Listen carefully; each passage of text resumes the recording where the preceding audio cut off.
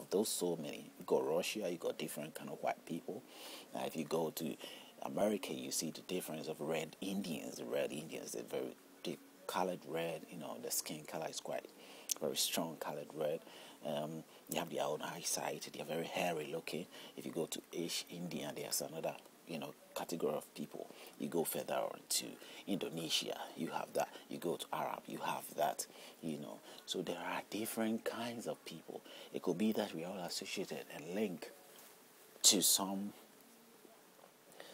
great existence that may not necessarily be singular, but more. In these books that we read in the Quran, that God is always being put in a plural sense. It's like many spirits or gods gathering, making approach or venturing into doing something or building or creating something. In the Bible, you have the same thing, but it's not. The Bible go in a singular more in the translations or the Revised Standard Version compared to where the original text was. According to them, the original text had this translation of using of translating God. The original text has got the presentation somewhere, some places as plural, and some places as singular. And wherever they see that singular, they use the small g, and where it's plural, probably use the big G. That's a capital G. So in the translation of the Latin, or I think a translation of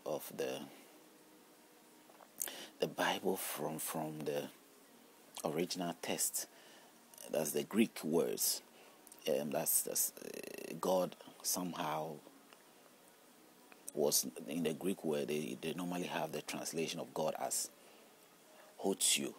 That's Hotio, Hotious. Now with Hotio in the Greek word, they have that pronunciation. And in some sense also in the same Greek, they use this God. They sort of refer God in Tontios, which is Tontious,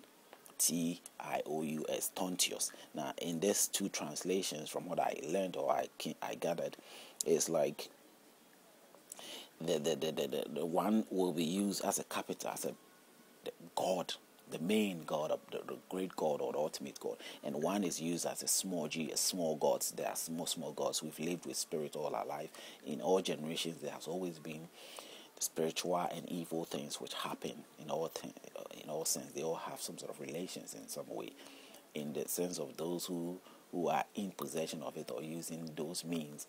It may be good to them, but the act may sort of be in the vice versa to the other person as an evil attack that may come up. But obviously, if I attack somebody, that person might not be too appreciative of whatever attack that he shouldn't be appreciative of my attack. But I may enjoy the fact that victory that might come out of it, the fact that I've got a chance to plant that person and get whatever I wanted to get out of it. So in both ends, you don't expect anything good coming out of like something good coming out from both sides. It definitely be one-sided, and that's certainly not what we want. We want an even life, something which, if you say God, He's not discriminative of me and the other fellow. That means that we are both from the same source, and that will not call for us to sort of fight against each other. We'll go into it and I'll point things out to see how it might be possible that we are all having a different relations or different tied up to some gods and not necessarily one particular god. So for what we learn from Greek use Hotio for the big god and the small god as Tontios. Now, in the text as well, the translation also comes out as some has plural and not singular. Let us have that in mind, and let us know that all these things we are talking about, if you are in the category of faith, which says that, which I'm sure most people have that mental idea in whatever they worship, that the God of whoever you are worshiping, it would have been a statue, it would have been an invisible God, a divine God, or whichever way it is, you consider, if you are with me, and you consider Him as an omnipotent or omniscient God, then you are with me in this search, in this journey of trying to discover, or trying to make sense, or trying to put together if what you have defined, what you and I have defined of our God, we are actually presenting him in that way. We are actually believing in him in that way.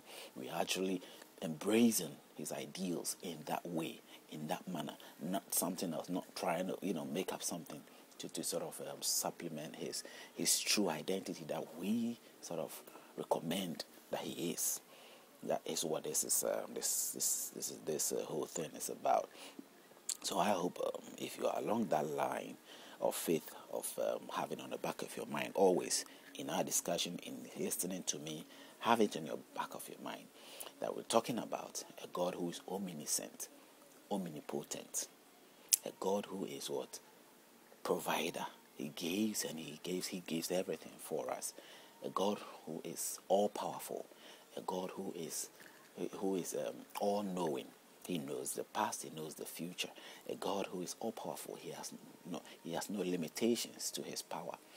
A God who is all our only source of provider. He provides everything that we depend on.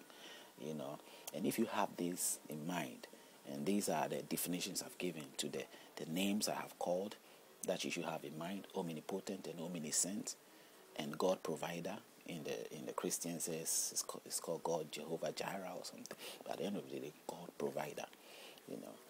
And then we will have a clear understanding and where I'm coming from and why I am pulling all these points out. And you will make your consideration of what to think and what not to think.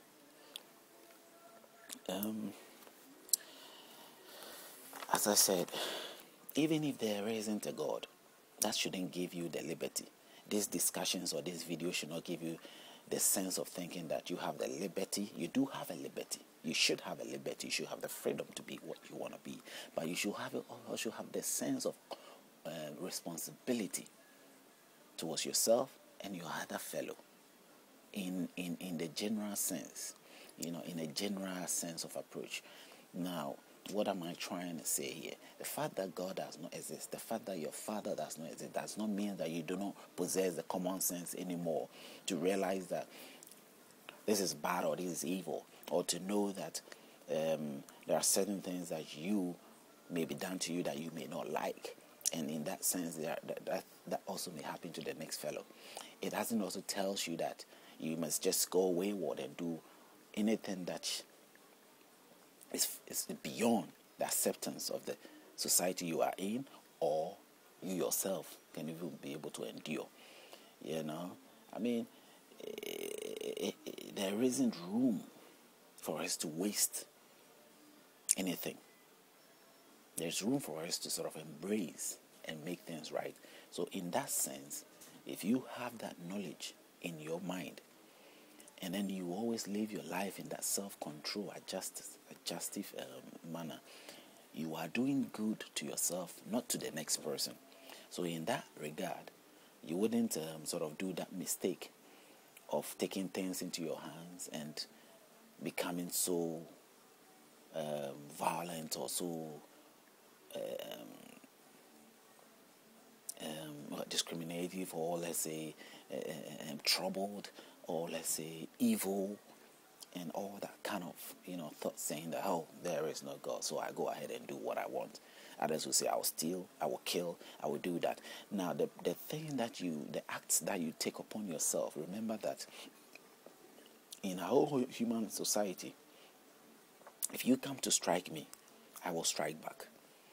Even if I can't strike back, I am linked to something or somebody, and that person will strike back. That is what causes continuous problems in war that we are having in Libya, we are having wars in Africa, we are having wars in Colombia, all over the world.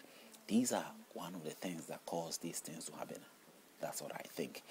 Because there's vendetta here and there.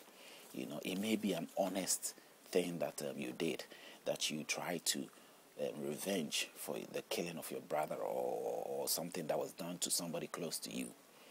But no matter what you did to sort of revenge, you did it, you've revenge. But you must know that someone also come back to revenge yours as well, whether you did it honestly or not. because he also done something to somebody that he also had some love on, or people who were close to him, that no matter how you thought